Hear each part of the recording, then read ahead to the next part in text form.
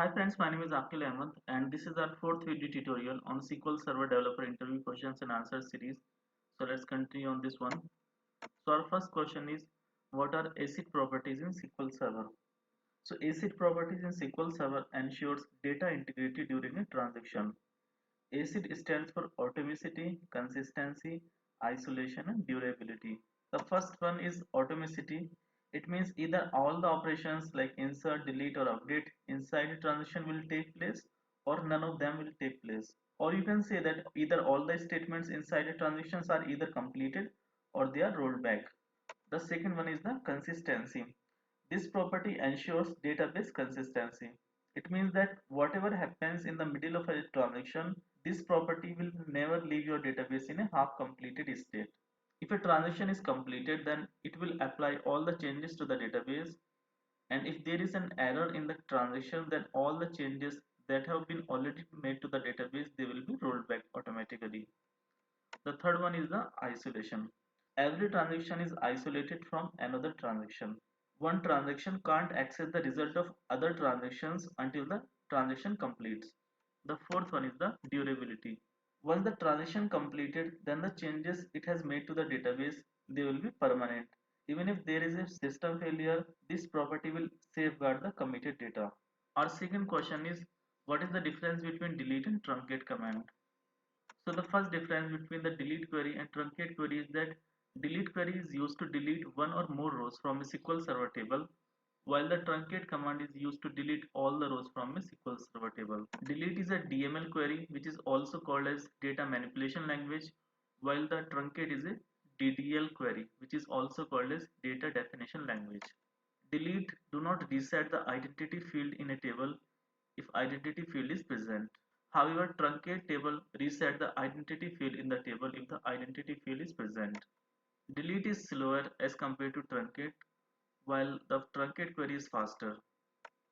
Delete query activate the delete trigger if there is any trigger on a table, while the truncate query do not activate the delete trigger.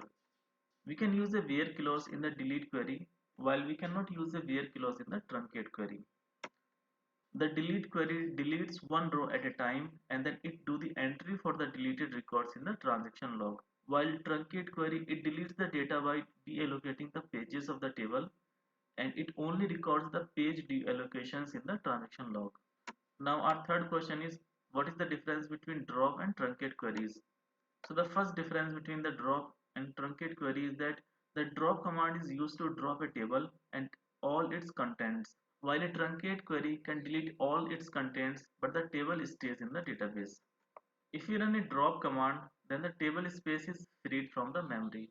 When we run truncate command, then the table space is not freed from the memory.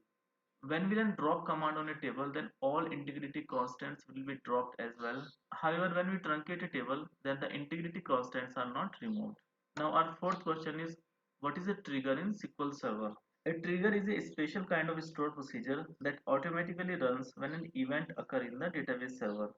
DML triggers run when a user tries to modify the data through a data manipulation language. The DML events are insert, update or delete. So these triggers fire when any valid event fires, whether the table rows are affected or not affected. Another type of triggers are the DDL triggers. So the DDL triggers runs in the response of a variety of the data definition language. DDL events are like create, alter and drop statements.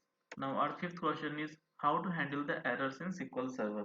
So SQL Server provides the try and catch blocks for the exception handling. We can put all the T-SQL statements into a try catch block between the begin try and the end try block. So you can write all your code there and you need to put all the code for the exception inside the catch blocks between the begin catch and the end catch blocks. So you can write the begin catch and then you can write all the code to catch the errors like error line, error number, error message, and then you can end the catch block. So this is how using the begin try, end try, begin catch and end catch blocks you can handle the errors in the SQL Server. So I think that's it for today's video.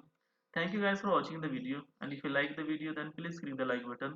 Do subscribe to our channel, press the bell icon and click on all so that you will be notified every time I upload a new video. Thank you so much.